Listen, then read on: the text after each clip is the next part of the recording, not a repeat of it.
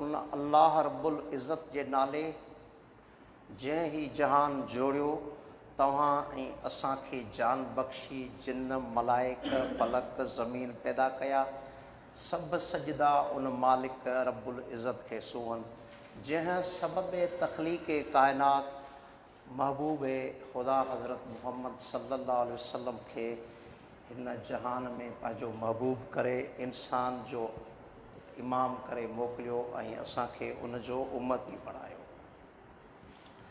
रोहल राह पीरीअ जी घिड़ी ॾिठोसीं घेड़ रब मिड़नी में हिकिड़ो जंहिंमें फंद न फेर सा काॾे कंदी पेर जा सुती काबे विच में एक कसर दर लख कोड़े मंझस गिड़खियूं जेॾां कयां परख तेॾां सजण साम्हूं one palace lakhs and million doors billion and trillion windows wherever I watch I find lord in all. सभ खां पहिरीं माज़रत सां त ही जेको कुझु असां कयो आहे जेको कुझु असां तव्हांखे हिते असांखे अल्लाह रब्बुल इज़्ज़त इल्मु ॾिनो आहे बख़्शियो आहे नेमत अता कई आहे जेको कुझु असां तव्हांखे पढ़ायो आहे उन मां का असां खां कमी पेशी थी हुजे त उहा असांजी लाशऊरी कमी सम्झी माफ़ु करे छॾींदा ऐं असां तव्हांजे मयार ते पूरा लथा हुजूं त बि असांखे माफ़ु करे छॾींदा छो त इंसान सां ग़लती गॾु आहे इंसान ख़ता जो घर आहे असां खां बि के कोताहियूं थियनि थियूं उहे बार बार तव्हांखे चऊं था उहे असांखे माफ़ु करे छॾियो। अॼु असां साॻे पंहिंजे मैट्रिक जे कोर्स जेको पोयां पाण करे आया आहियूं मुंहिंजो टास्क मैट्रिक क्लास जो सिलेबस आहे टाइम तमामु घटि हो उनजे करे जेको कुझु टास्क ॾिनो वियो आहे कोशिशि कई अथऊं त निभायूं उनखे पर जे पोएं लेक्चर में असां कुझु लेसन ते कुझु पोइम्स ते ॻाल्हायो कुझु शयूं ग्रामर जूं एक्सरसाइज़ ते हुयूं उन ते ॻाल्हायोसीं साॻी शयूं आहिनि। अॼु बि हिकिड़ो पोइम आहे ए नेशंस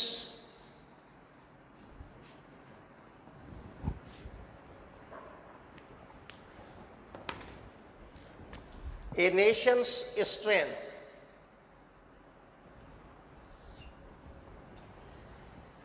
हिक क़ौम जी ताक़त पोइम लिखियलु आहे उनजो मफ़हूम इहो आहे रॉल्फ वेल्डो इमर्सन जो ही नज़म लिखियलु आहे अंग्रेज़ शाइर आहे उन हिन ते फोकस कयो आहे त क़ौमनि जी जेका अज़मत आहे उहा दौलत जे बुनियाद ते ॿधल न आहे पर अज़ीम इंसाननि ते ॿधल आहे जेके हिन क़ौम जा असेट आहिनि लीजेंड्स आहिनि उहे कहिड़ा आहिनि उहे क़ौम जा बहादुर ऐं अज़ीम इंसान हूंदा आहिनि not gold but man can make nation great and strong. हिते गोल्ड मां मुराद सोन न आहे दौलत आहे बसि चए थो दौलत सां क़ौमूं नथियूं ठहनि पर क़ौमूं पंहिंजे बहादुर ऐं अज़ीम इंसाननि जे अज़ीम किरदार सां ठहंदियूं आहिनि। उहे एग्ज़ैम्पलरी मैन हूंदा आहिनि जेके पंहिंजे किरदार सां पंहिंजे बहादुरी सां क़ौम खे हिकु यादगार क़ौम बनाए वेंदा आहिनि। हिन दुनिया खे जेका ही जॾहिं असां आहियूं हिते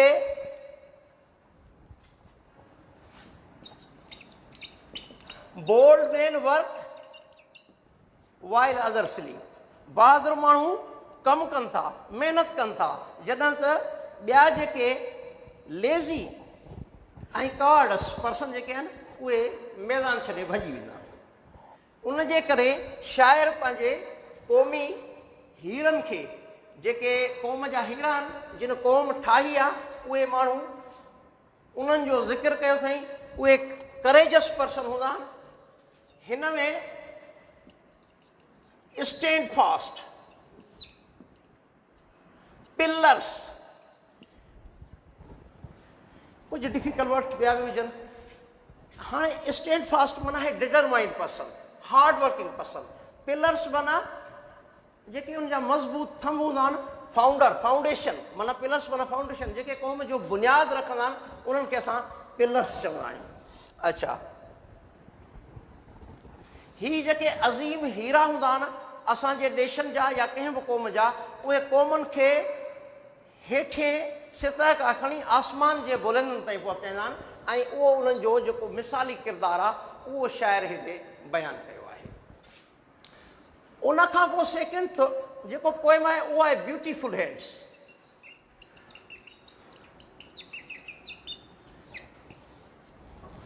हसीन ऐं ख़ूबसूरत हथनि ते ही हिकु औरत शाइर आहे जंहिंजो लिखियलु आहे।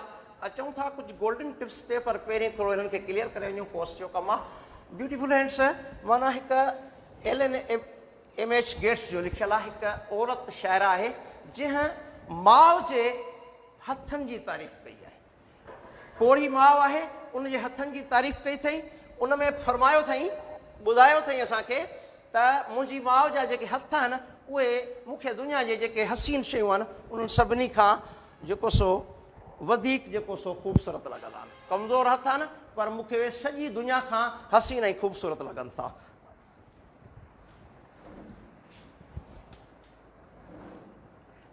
छो त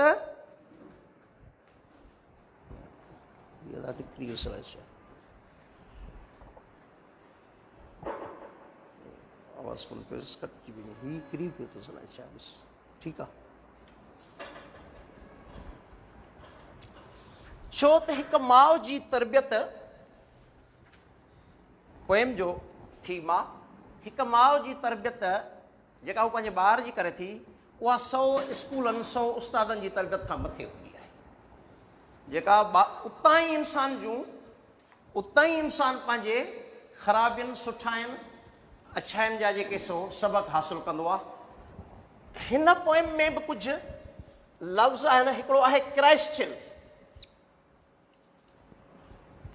माना क्लियर, साफ़। ॿियो आहे होल्ड, क्लासिप, क्लासिप या होल्ड ही वई। हिन में क्लासिप माना आहे होल्ड। चवे थी, शाइरा चवे थी त जॾहिं आख़िरी टाइम ईंदो मां पंहिंजे माउ जे हथनि खे चमड़ी पवंदुसि, छो जो इन्हनि हथनि मूं ते महिनत कई आहे, मूंखे ज़िंदगी जा जेके लेसन आहिनि उहे सेखारिया आहिनि। एक्सरसाइज़नि में कुझु ही डिफिकल्ट वर्ड्स आहिनि, इहे 2-3 एतिरा को कोन्हनि के नंढा पोइम आहिनि।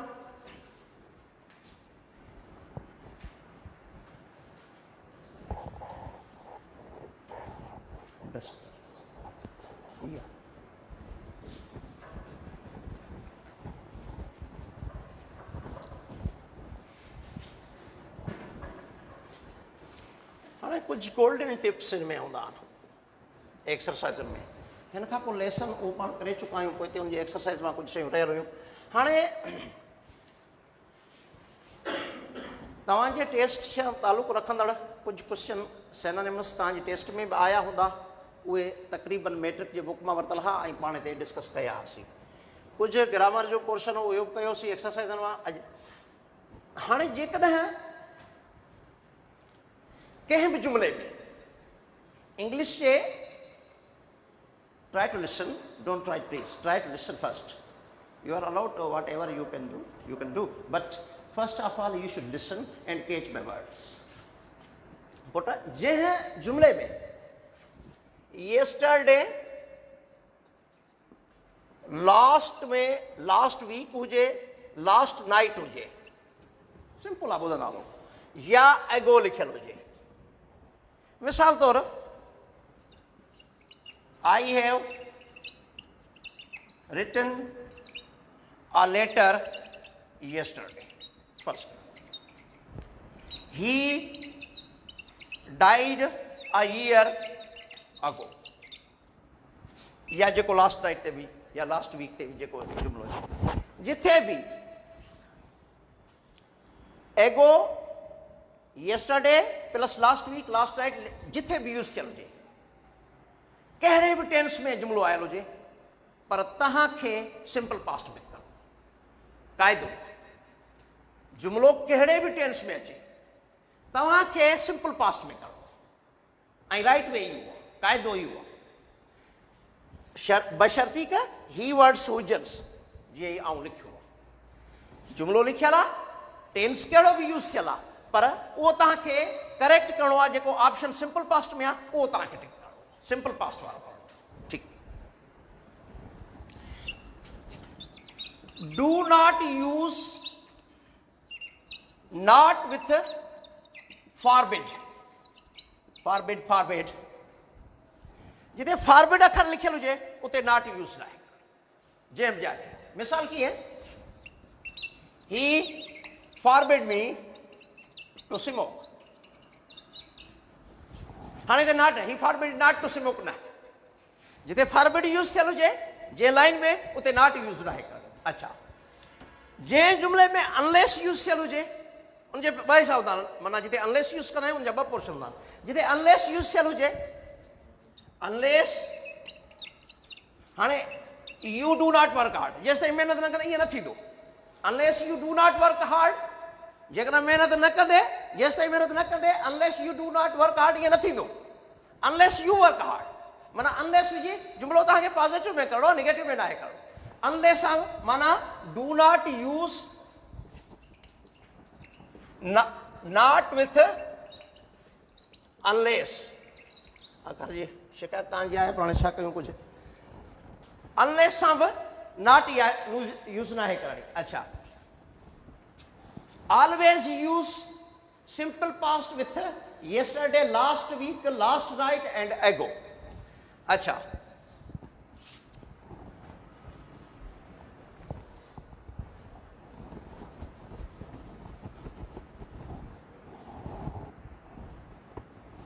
सिंस ऐं फार जो तव्हां यूज़ेज पढ़ियो आहे मूंखे ख़बर आहे हिते क्लास में डिस्कस थियो आहे पॉइंट ऑफ टाइम शो कंदी आहे पीरियड ऑफ टाइम शो कंदो आहे तव्हांजो पढ़ियल आहे पर हिननि जो इस्तेमालु किथे आहे शायदि तव्हांजे ज़हन में न हुजे ही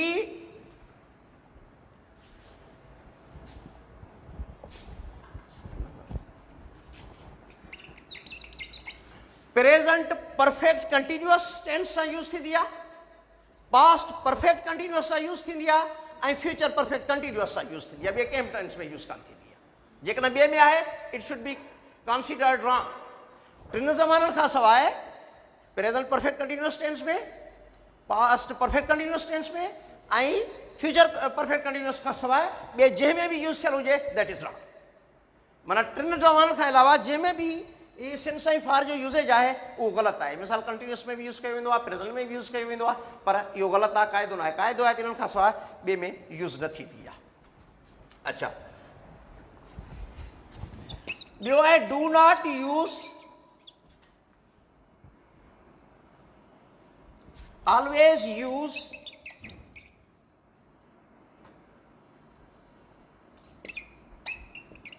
first form of the verb with late and to जिथे लेट जो यूज़ अचे लेट जो उते तव्हांखे फेल जी पहिरीं सूरत ऐं टो सां बि पहिरीं सूरत यूज़ करणी आहे मिसाल लेट मी टॉक फर्स्ट अच्छा लेट मी टू टॉक में न थींदो आहे लेट मी टू टॉक न लेट मी टॉक छो जो ही इंपेरेटिव सूरत में वेंदो आहे इन्फिनेटिव में न वेंदो आहे इन्फिनेटिव त हिकिड़ो जुदा डिस्कस आहे हुनजे लाइ ऐं टू सां बि टू रोट न थींदो टू राइट थींदो सिंपल आहे सिंपल शयूं आहिनि उनजे करे अच्छा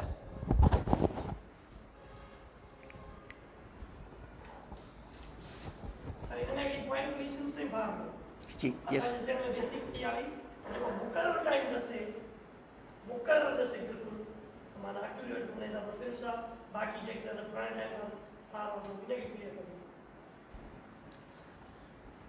हाणे ॻाल्हाए थी टॉपिक तव्हांजो मुकमल टॉपिक आहे त किथे यूज़ कजे पर हाणे ॿुधो सिंपली ॿुधाए थो छॾियां शॉर्ट में ॿुधाए थो छॾियां हाणे हिकिड़ी शइ पॉइंट शो कंदी आहे हिकिड़ी शइ पीरियड शो कंदी आहे मिसाल आऊं सुबुह खां मूं सुबुह खां पे ॻाल्हायो आहे। हाणे सुबुह खां जेको इहा पॉइंट आहे हिन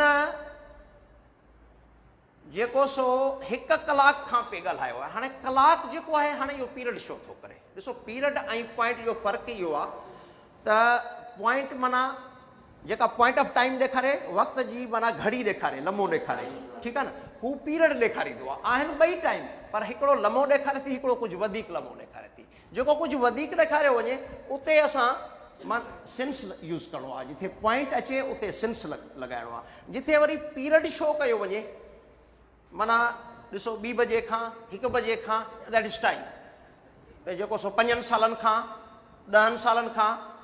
हाणे हिते तव्हांखे फार यूज़ करणु फार्मूलो क़ाइदो इहो आहे।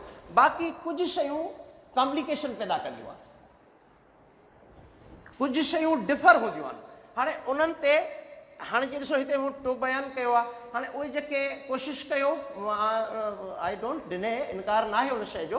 पहिरीं ॾींहुं तव्हांखे मूं चयो हो त चवंदो मूंखे इन जो इनकार न आहे त आउं इन ते डिस्कस न कयां, करिणो आहे। मां सिर्फ़ु तव्हांखे ॿुधायां पियो त हीअ किथे यूज़ कयूं वञनि थियूं। ॾिसो न टेस्ट में हिकिड़ो क्वेश्चन अचे थो टेंस में राइट और रॉन्ग, हीअ किथे हाणे तव्हां ॾिसो था उते यूज़ थिए पिया ॿिए टेंस में, वरी 3 चइनि में ऑप्शन 3-4 लॻा पिया आहिनि, तव्हां उनखे रॉन्ग करे छॾियो। जीअं टेस्ट में तव्हां वटि हींअर क्वेश्चन आयो हूंदो त वाइल सां वाया हूंदा, वोइन सां वाया हूंदा, एडवर्ब सां वाया हूंदा। हाणे क़ाइदो तव्हांखे बयानु थियल आहे त हीअ किथे यूज़ कया वञनि।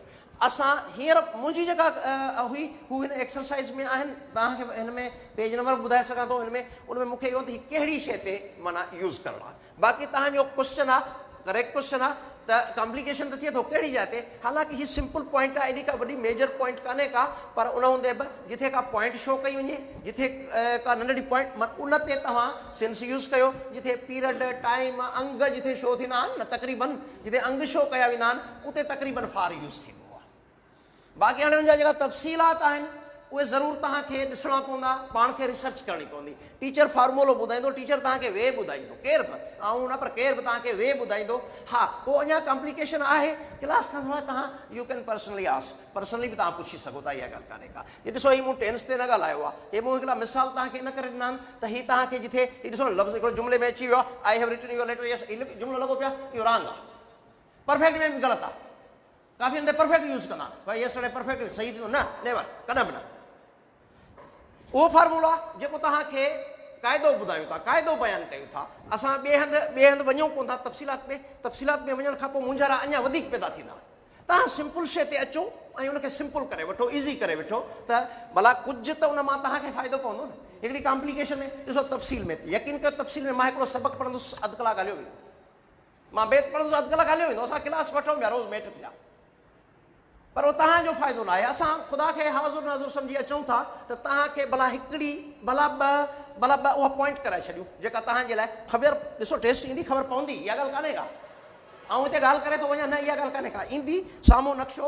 असां टीचर जो कमु आहे उन ते एक्सरे रखणु, उनजो एक्सरे रखूं था त वाह हीअ शइ अचणु जहिड़ी अथव, हीअ क़ाइदो बयानु कयूं था। बाक़ी तव्हांखे रिसर्च करणी आहे। ऐं असांजे माना जेको सो इहो बि न आहे, तव्हां बि पाण मुस्तक़बिल जा उस्ताद वेठा आहियो, शागिर्द न आहियो। लफ़्ज़ सां गॾु शागिर्द न इहो न नेवर, असां तव्हांखे क़ाबिल एहतराम सम्झूं था, इज़त वारो सम्झो था। इनशाअल्लाह तव्हां उस्ताद थींदो ऐं मुस्तक़बिल जा कामयाबु जेको उस्ताद थींदो, ईअं कोन्हे को। सभई उमेदुनि ते दुनिया क़ाइमु आहे ऐं कामयाबु उहे माण्हू थींदा आहिनि जेके कामयाबी में यकीन रखंदा आहिनि।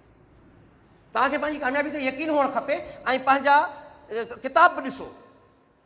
आउं हिकिड़ी ग़लती करे वञा हिते, तव्हां चओ बसि हरफ़े आख़िर आयो, न नेवर, इहा ॻाल्हि कान्हे का। तव्हां पंहिंजी रिसर्च कयो, जेके शयूं पढ़ायूं था सभिनी ग्रामर में आहिनि, पर सुठो दकियानवेसी बुक न हुजे, उहो तव्हांजो ज़हन ख़राबु कंदो। गाॾी मर्सिडीज़ हुजे, उन ते ड्राइवर अनाड़ी रखे छॾियोसि त ज़ियान कंदो। उहो माण्हू माना जेको सो हुजे क़ाबिल माण्हू हुजे, अहल माण्हू हुजे, जेको तव्हांखे सम्झाए सघे, जेको तव्हांजो दोस्त हुजे उहो अहल हुजे, उनखे ख़बर हुजे। मिसाल मूंखे वञी चवंदो केरु त भाई फलाणो केस कोर्ट में लड़, मूंखे कहिड़ी ख़बर हुजे, ऐं हुनखे टकराए वेही रहंदुसि। मुंहिंजो जेको वर्क आहे, मुंहिंजो जेको टास्क आहे, ऐं उहो कयां। त तव्हां पंहिंजी रिसर्च बि कयो। हीअ त नंढड़ी आहे, तव्हां क्लियर करणु पियो चाही, पर जेके आउं करायां पियो घटि में घटि मुंहिंजी तव्हांखे इजाज़त आहे। ग़लती माना ग़लति हूंदो क़बूल कंदासीं, या फ़ोन नंबर लिखी छॾियो असां क़बूल कंदासीं, अलाह कंदो, कोशिशि कंदा आहियूं त ग़लती घटि कयूं, न कयूं घटि कयूं, पर जे थी वञे त ख़ुदा माफ़ कंदो, तव्हांखे असां उहो माज़रत करे छॾी आहे, उहो बख़्शे छॾिजो असांखे।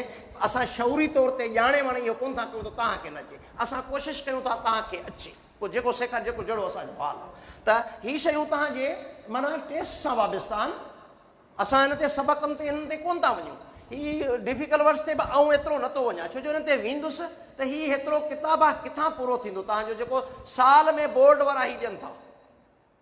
यकीन कयो ख़ुदा जी ज़ात गवाह आहे, कुझु पढ़िया बि आहिनि, कुझु दोस्त असां वटि अॼु घटि नज़र पिया अचनि, हीअ असां 3 महीननि में पूरो कराईंदा आहियूं। हीअ 3 महीननि मक़सदु आहे त बार बार हुनखे पढ़ायो आहे, उहो आहे तव्हांजे लाइ इहो असां पढ़ायूं कोन था, अधु कलाकु लेसन पढ़ण में ख़तमु थी हलियो। तंहिंजे करे हितां को क्वेश्चन अञा बि आहे, हिन जाइ तां को आहे त तव्हां पुछी सघो था, इन करे जो टाइम बि तमामु जेको सो अप थी चुको आहे, वरी बि को हितां हुजे त यू कैन आस्क। यस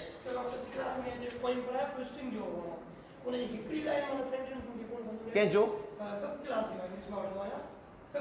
हाँ I wish you were a fish on my dish. इन थोरो डबल माइंड कयो, महिरबानी करे ना आई विश